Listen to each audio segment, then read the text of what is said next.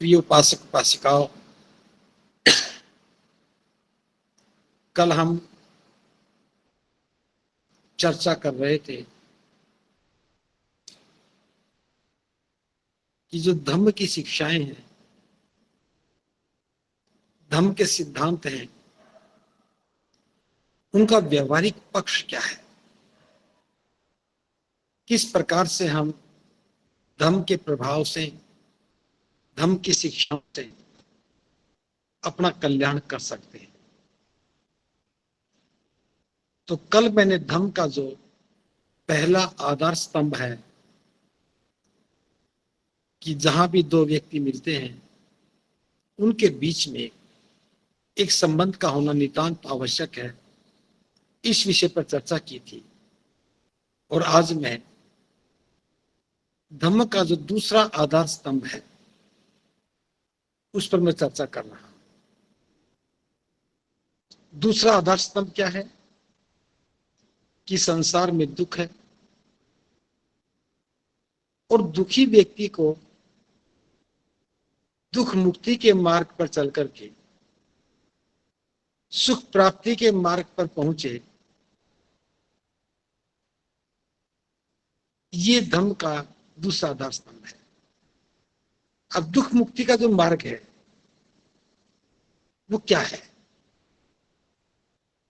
इससे पहले हमें समझना पड़ेगा कि दुख क्या है। जब दुख समझ में आएगा तो दुख मुक्ति का मार्ग समझ में आएगा। तो दुख को समझने के लिए हमें पहले स्वीकार करना होता है कि दुख है, और समस्या स्वीकार करने पर ही है। तो दुख को समझने के लिए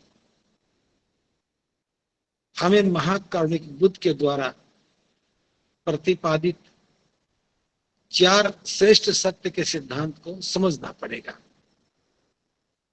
जिसे पाली भाषा में चार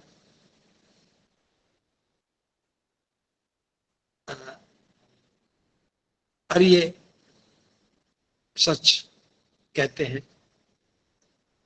चार अर्य सच, अर्य का मतलब श्रेष्ठ है, सच मतलब जो सही है, सच है। फोर नोबल ट्रूथ इसे इंग्लिश में कहते हैं। तो चार श्रेष्ठ सत्य जो हैं उनको थोड़ा समझें। पहला है, जीवन में दुख है। तो इसमें हम देखते हैं कि हमारे जीवन में बहुत सारे प्रकार के दुख हैं।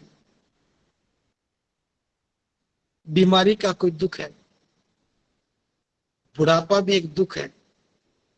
जैसे रोग एक दुख है, बुढ़ापा एक दुख है। अपने प्रिय लोगों से बिछुड़ने का भी दुख है, अप्रिय लोगों से मिलने का भी दुख है। जब कोई अप्रिय व्यक्ति मिलता है तो दुख होता है, जब कोई प्रिय व्यक्ति बिछड़ जाए तो भी दुख होता है।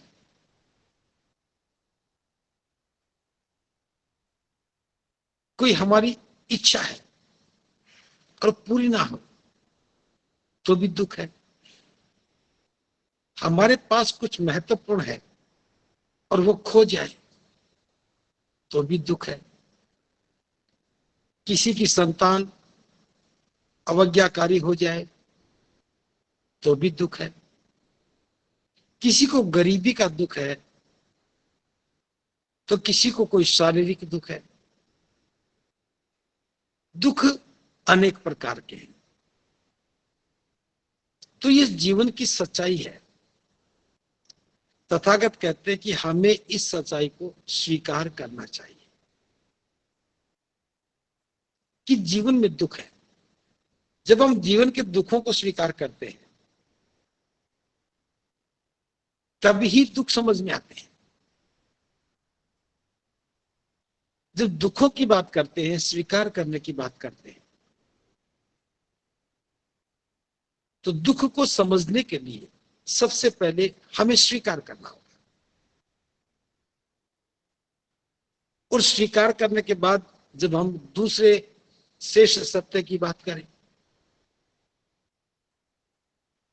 तो वहां पता चलता है, बुद्ध कहते हैं कि जहां दुख है उसका कोई कारण है।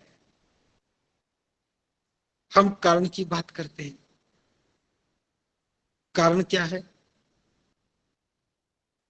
तो कोई जिस भी प्रकार का दुख है उसके साथ उसी के अनुरूप कोई कारण है, हमें कारण को समझना पड़ेगा। जब कारण पता लगता है तब हमें उसका निवारण भी पता लगता है। और चौथा जो सत्य है वो ये है कि जो निवारण है उसका एक मार्ग है। वो मार्ग क्या है? वो मार्ग है कि किस प्रकार से हम, किस मार्ग पर चल करके हम अपने जीवन के दुखों को दूर कर सकते हैं।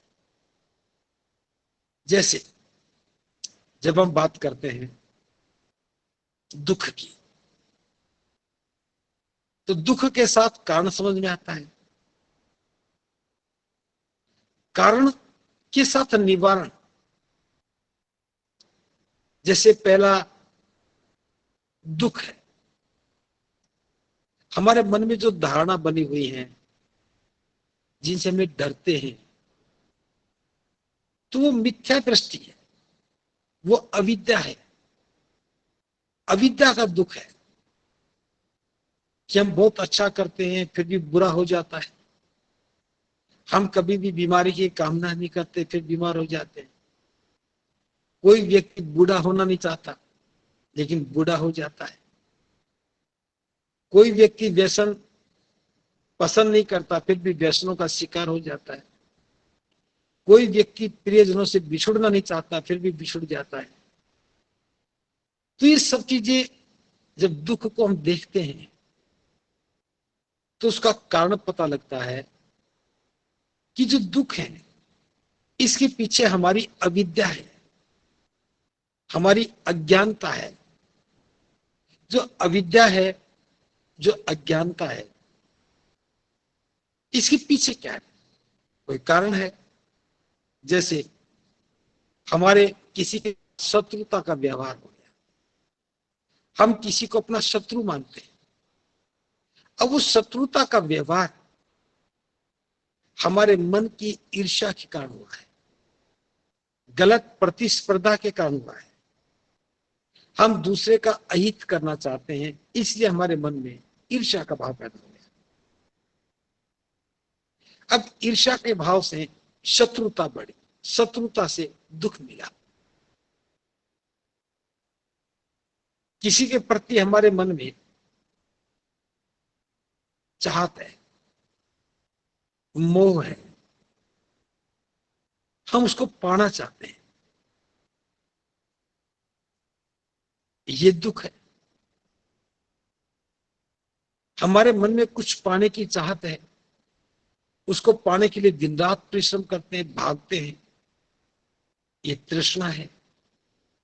इच्छाओं के पीछे भागना। अब इच्छाएं समझ में नहीं आ रही, तो इसका कारण है कि अविद्या है। इच्छाएं समझ में आ जाए तो भागना बंद कर देंगे। तो हम दूसरा सत्य जो है वो देखते हैं कि इसके पीछे कोई कारण है। तो बुद्ध कहते हैं उसका निवारण भी है। निवारण क्या है? उसके लिए हमें परिश्रम करना पड़ेगा, उस कारण को खत्म करना पड़ेगा, उसके लिए मन को तैयार करना होगा।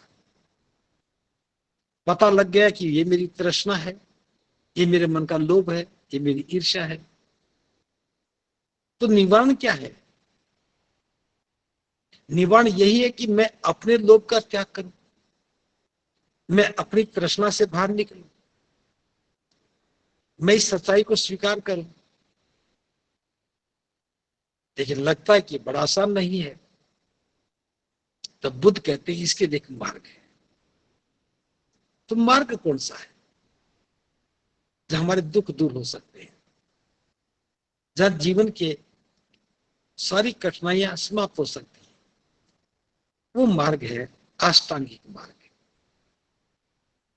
अष्टांगिक मार्ग समझ में आता है जब हम व्यवहार में उतारते हैं, तभी हम दुख मुक्ति को समझ सकते हैं। जैसे अष्टांगिक मार्ग के 3 चरण हैं, प्रज्ञा, शील, समाधि। जब हम प्रज्ञा की बात करते हैं तो इसी प्रज्ञा में सम्यक दृष्टि आती है, और सम्यक दृष्टि ठीक से देखना।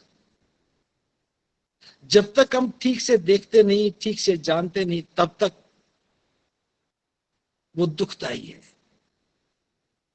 जब हम ठीक से जान लेते, समझ जाते हैं, तब उससे बचा जा सकता है। उदाहरण के लिए हमारे मन में एक डर बैठा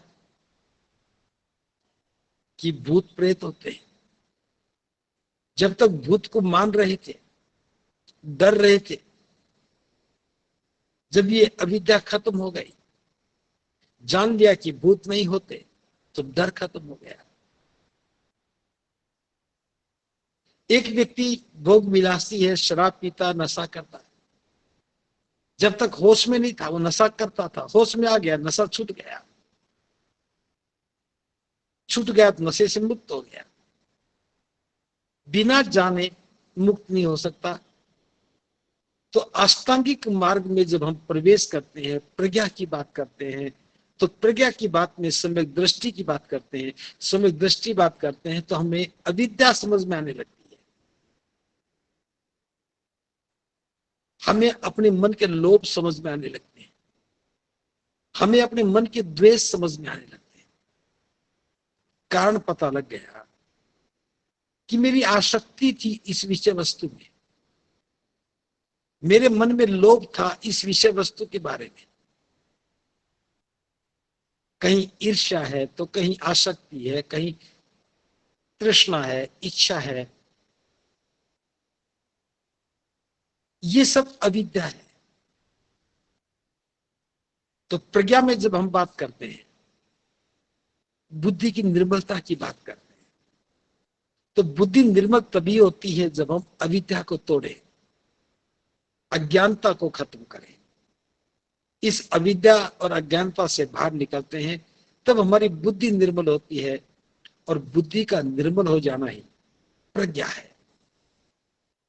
तो प्रज्ञा क्या करती है? प्रज्ञा अविद्या का नाश करती है। अविद्या का नाश करती है तो मिथ्या दृष्टि छूटती है। जो हमारे मन में गलत धारणाएं बैठी हुई है, उससे हम मुक्त हो जाते हैं।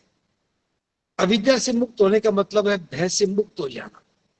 गलत धारणाओं के कारण हम भयभीत रहते हैं, वो भय खत्म हो जाता है, तब हम निर्भय होते हैं। तो पहली अवस्था प्रज्ञा की है। बुद्धि निर्मल होती है। बुद्धि के निर्मल होते ही मन के संकल्प जागने लगते हैं। अगर संकल्प सही है, सम्यक है, तो प्रयत्न भी सही होंगे, और प्रयत्न सही होते हैं तब आराम से, अज्ञानता से, अविद्या से, दुख से बाहर निकला जा सकता है। तो प्रज्ञा के लिए हमें निरंतर अभ्यास करना चाहिए। अधिकांश लोग तो प्रज्ञा के बारे में बात ही नहीं करते। वो ज्ञान की बात करेंगे, विद्वता की बात करेंगे, स्वर्ग नरक की बात करेंगे, आत्मा परमात्मा की बात करेंगे, बस प्रज्ञा की बात नहीं करते, मिथ्या दृष्टि की बात नहीं, समय दृष्टि को समझने की कोशिश नहीं करते, और यही कारण कभी मुक्त नहीं होते। जब निवारण की बात करते तो प्रज्ञा के बाद शील की बात आती है। शील में सम्यक वाणी,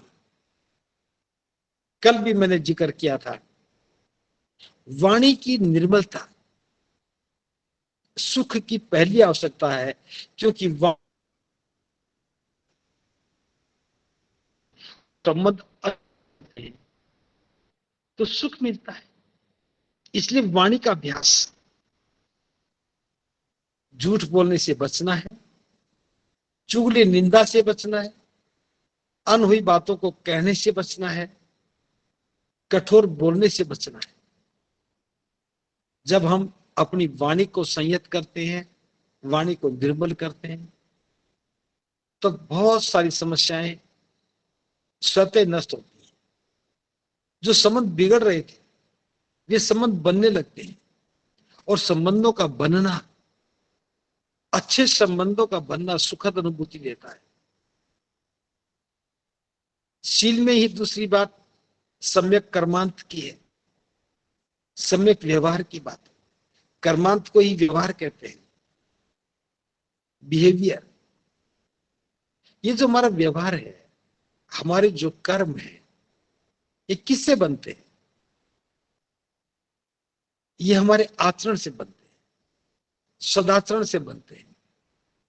कोई हिंसा करेगा तो शीलहीन हो जाएगा, क्रोध करेगा तो शीलहीन हो जाएगा, चोरी करेगा, दुराचार करेगा, झूठ बोलेगा, नशा करेगा। ये पांचों जो शील है, ये हमारे कार्यों को, कर्मों को नियंत्रित करते हैं। अगर लोभ के वशीभूत होंगे तो चोरी करेंगे, द्वेष के वशीभूत होंगे तो हिंसा करेंगे, वासनाओं के वशीभूत होंगे तो दुराचार करेंगे।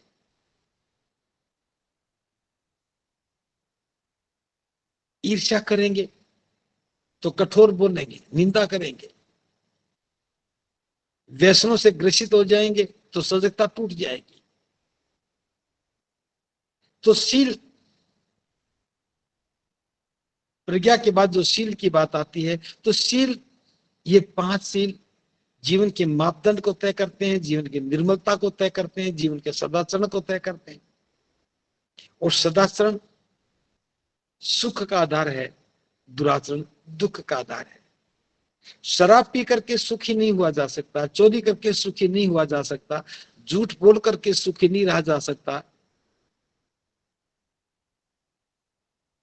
किसी की हिंसा करके सुखी नहीं रहा जा सकता। तो इसका अभ्यास, सम्यक व्यवहार का अभ्यास, सम्यक कर्मांत का अभ्यास हमें शील संपन्न होकर के जीवन को मूल्यवान मूल्य में स्थापित करने के लिए बड़ा सहायक हो जाता है। और अगली बात है सम्यक आजीविका की। मेरी आजीविका सम्यक हो, एक ऐसी आजीविका जिससे किसी को कोई खतरा ना हो, दूसरों को कष्ट दिए बिना अपनी आजीविका कमाना सम्यक आजीविका है। तो यहां समझना चाहिए हमारी आजीविका भी ऐसी ना हो जिससे किसी को कष्ट होता। जैसे कोई व्यक्ति मुर्गी पालन करता है, वो कहता है कि मैं मुर्गी को मारता नहीं, बस मैं तो आजीविका कमाता। अब मुर्गियों को हमने पाला, उनको बेच दिया, और हम जानते हैं कि बेचने का मतलब है कि उनको काटा जाएगा, उनको मारा जाएगा। तो काटना और मारना, भले हमने नहीं काटा, हमने नहीं मारा, लेकिन गुनाहगार कौन हुआ? गुनाहगार हम ही है। हमने पाला और काटने वाले को दे दिया। अब भले प्रत्यक्ष रूप में हमें लगता है कि हमने हिंसा नहीं की, लेकिन हमने उन सभी जीवों को मरने के लिए छोड़ा है। तो बुद्ध कहते हैं ऐसा कारोबार नहीं करना जिससे किसी की प्राण हिंसा होती हो, ऐसा कारोबार नहीं करना जिसको कोई क्षति पहुंचती हो। जैसे आपने अस्त्र शस्त्र का व्यापार किया, गोला बारूद का व्यापार किया, जब भी उसका इस्तेमाल होगा तो किसी की हत्या ही होगी, तो कर्म हमारे बिगड़ जाएंगे। कोई व्यक्ति सदाचरण को तोड़ करके दुराचरण का व्यापार करता है, ये दुख का कारण हो गया। कोई व्यक्ति जुआ सट्टा लॉटरी का व्यापार करता है, दूसरों के धन को अपना बनाने के लिए ये सब करता है, ये भी सम्यक आजीविका नहीं है। तो जो सम्यक आजीविका है, बिना किसी को कष्ट दिए अपनी आजीविका कमाना सम्यक आजीविका है। तो इससे हम जो पीड़ा अनुभव होती है, किसी के मरने पर, किसी के मारने पर जो पीड़ा अनुभव होती है, हम उससे बच जाते हैं। और तीसरा जो चरण है वो है सम्यक समाधि। इसमें भी हम 3 काम कर रहे हैं। सम्यक व्यायाम समाधि का पहला हिस्सा है। सम्यक व्यायाम का मतलब शारीरिक व्यायाम नहीं, मन का व्यायाम। और ध्यान साधना से हम अपने मन का व्यायाम ठीक से समझ सकते हैं। मन के व्यायाम का अर्थ है कि हमारे मन में जो गलत बातें हैं उनको जल्दी से बाहर निकालें। और दूसरा काम है बुरी बातों की उत्पत्ति को रोक दें। कोई भी बुरी बात हमारे मन में ना आने पाए। और तीसरी बात है कि अच्छी बातों को आने दें। और चौथी बात हो गई अच्छी बातों का संवर्धन करें। ये 4 जो बिंदु हैं इन पर काम करना सम्यक व्यायाम कहलाता है। ये मन की एक्सरसाइज है, मन का अभ्यास है। ऐसा करने से हम मन में बुरे विचारों को उत्पन्न होने से आने से रोक देते हैं। सम्यक व्यायाम के बाद है सम्यक सम्मा शक्ति। सम्मा शक्ति का अर्थ है सजग रहना, जागरूक रहना। जागरूकता ही है जो हमें दुखों से बचाती है। और आखिरी है सम्यक समाधि। सम्यक समाधि का मतलब है चित्त की निर्मल अवस्था का होना। बुद्ध कहते हैं कि कोई भी व्यक्ति समाधि में पहुंच सकता है, बस उसके लिए उसे प्रयास करना होगा। समाधि में टिके रहने के लिए बहुत कठिनाई से प्रयास करना होगा। तो इस प्रकार से हम समाधि का अभ्यास करके निब्बान का द्वार खोल सकते, परम सुख का द्वार खोल सकते। प्रबुद्ध उपासक उपासिकाओं, ये जो मैंने बताया है ये समझदार लोगों के लिए, विद्वान लोगों के लिए, जिज्ञासु लोगों के लिए दुख मुक्ति का यही एक मार्ग है कि हम अष्टांगिक मार्ग का व्यवहार में अनुसरण करें, आचरण में उतारें। तो ये उसका एक पहला पक्ष हो गया। हम अपने कल्याण के लिए हमें अष्टांगिक मार्ग को समझना चाहिए। प्रज्ञाशील समाधि के माध्यम से हमें सम्यक दृष्टि, सम्यक संकल्प होते हुए सम्यक वाणी, सम्यक व्यवहार और सम्यक आजीविका से आगे बढ़ करके सम्यक व्यायाम, सम्यक स्मृति और सम्यक समाधि, इन 8 चरणों पर हमें काम करना चाहिए। तब कोई भी व्यक्ति निपात को पा सकता है। लेकिन मैं दूसरे पहलू पर भी बात करूंगा। ये तो उन लोगों के लिए जो जिज्ञासु हैं, जो समझदार हैं, जो जानते हैं, उनके लिए ये मार्ग आसान है। लेकिन समाज में, देश में एक बहुत बड़ा वर्ग है जिसे नहीं मालूम कि शील क्या है, समाधि क्या है, प्रज्ञा क्या है। हो सकता है उनके लिए शब्द भी नए हों। तो उनके दुखों को दूर कौन करेगा? समझदार व्यक्ति तो इन सबको जान करके अपना काम करने लग जाता है। लेकिन जो समझदार नहीं है उसे कौन समझाएगा? उसे आप लोग समझाएंगे, जिनको दुख समझ में आ गया, जिनकी समझ में आ गया कि सुख कैसे पाया जा सकता है, जो सुख पाने का अभ्यास करने लगा है, शील समाधि प्रज्ञा को समझ गया है।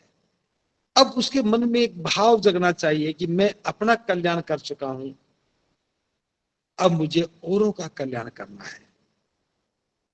तो ये भाव लेकर के जब हमारे मन में करुणा की भावना होगी,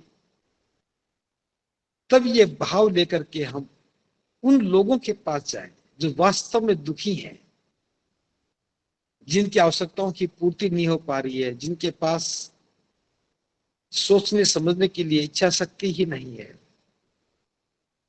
एक बुद्धिस्ट होने के नाते हमें उनके पास जाना चाहिए, उनको धर्म का मार्ग बताना चाहिए, उनको धर्म की शरण में लाना चाहिए। और जब तक हम उस व्यक्ति को धर्म का अनुयायी ना बना दे तब तक हमें रुकना नहीं चाहिए। तो व्यावहारिक पक्ष यही है, जब हम अपना कल्याण करने में सक्षम हो गए तब हमें उन लोगों के कल्याण के लिए काम करना चाहिए जो अपना कल्याण नहीं कर पा रहे हैं। बाबा साहब ने कहा था 14 अक्टूबर को दीक्षा लेने के बाद, बाबा साहब ने लिखा भी है कि केवल बौद्ध बनना ही काफी नहीं है, बौद्ध बनने के बाद इसका प्रचार प्रसार करना भी हमारा दायित्व है। तो प्रचार प्रसार करना हमारा दायित्व है। इस दायित्व को यदि ठीक से निभाएं तो हम अनंत लोगों का कल्याण कर सकते हैं। लेकिन एक बात जो मैं देख रहा हूं, हम सब लोग बात करते हैं, धर्म की चर्चा करते हैं, दुख मुक्ति की बात करते हैं, हम ये भी बात करते हैं कि बुद्ध की शरण में आने के बाद हमारा कल्याण होगा। लेकिन होगा कैसे? उसके लिए परिश्रम करना पड़ेगा, मेहनत करनी पड़ेगी। हम अपना कल्याण कर पाए, उसके बाद हमें उन लोगों के कल्याण के लिए काम करना है जो अपना कल्याण नहीं कर पाए हैं। जब हम अपनी कल्याण की भावना से उन लोगों के पास जाएंगे, उनको किसी विज्ञान से, किसी अष्टांगिक मार्ग से कुछ लेना देना नहीं है। वे तो अपने दुखों से मुक्ति चाहते हैं, और उसके लिए जो लोग प्रज्ञावान हैं, जो लोग सदाचारी हैं, जो समाधि का अभ्यास करते हैं, उन्हें अपने मन की करुणा और मैत्री का अभ्यास भी बढ़ाना चाहिए। उस अभ्यास के कारण, उस करुणा के प्रभाव से हम अनंत लोगों को सुखी बनाने का काम कर सकते हैं। बस उसके लिए हमें परिश्रमी बनना पड़ेगा। और एक बार अगर हम ऐसा करने लगते हैं, दूसरे लोगों के लिए कल्याण की बात करने लगते हैं, उनके भले के लिए काम करने लगते हैं, तो वास्तव में हमें भी एक सुखद अनुभूति होती है। सुखद अनुभूति मिथ्या दृष्टि में कभी नहीं हो सकती। इसलिए हमें कल्याण भी करना चाहिए। जो बौद्ध बन गए हैं, इतना काफी नहीं है। हम वंदना करने लगे हैं, इतना काफी नहीं है। हम दूसरों को पढ़ा रहे हैं, इतना काफी नहीं है। इसके लिए आवश्यकता इस बात की है कि जो नीडी लोग हैं, जो जरूरतमंद लोग हैं, हम उनके लिए काम करें, उनको दुख मुक्ति का मार्ग बताएं, ताकि वे हमारे द्वारा बताए हुए मार्ग पर चल करके अपना कल्याण कर सके। हम उनकी समस्याओं के समाधान में काम आए। कोई व्यक्ति गरीबी से जूझ रहा है, हम किस प्रकार से उसको गरीबी से निजात दिलाने में सहायता कर सकते हैं। कोई विधवा महिला है, आजीविका के लिए दर दर की ठोकरें खा रही है, हम अपनी प्रज्ञा से, अपने साधनों से किस प्रकार से उसे इस दुख से बाहर निकाल सकते हैं। तो ये सब काम हमें करने होंगे, और इस काम को करने के लिए हमें दान भी देना होगा, हमें सेवा भी करनी होगी, हमें लोगों को सही मार्ग पर लाने के लिए प्रयास भी करना होगा, उन्हें समझा करके बुद्ध विहार में भी लेकर के आना होगा। इतना प्रक्रिया के बाद ही हम कह सकते हैं कि हम अपना भी कल्याण कर रहे हैं और दूसरों का कल्याण भी करेंगे। जब हम दुख मुक्त होंगे तब दूसरों को दुख मुक्ति के लिए प्रेरित कर सकेंगे, और दूसरों को जब प्रेरित करेंगे तभी उनका कल्याण होगा। तो मैं ये उम्मीद करता हूं कि धम्म के इस व्यवहारिक स्वरूप को आप दोनों तरह से समझ गए होंगे। एक तो हम अपना कल्याण कैसे कर सकते हैं, ये प्रज्ञाशील समाधि के माध्यम से, अष्टांगिक मार्ग का अभ्यास करके हम अपना कल्याण कर सकते हैं। और दूसरा, अपना कल्याण करने के साथ साथ दूसरों का कल्याण कैसे कर सकते हैं, उसके लिए हमें प्रयास करना पड़ेगा, उनको मार्ग बताना पड़ेगा। हम खुद प्रज्ञा में स्थापित होकर के उनका भला कर सकते हैं। इन्हीं शब्दों के साथ आप लोगों ने मेरी बात को बड़े ध्यान से सुना है। आपका बहुत बहुत मंगल हो। भवतु सुखी, भवतु सुखी, भवतु सुखी।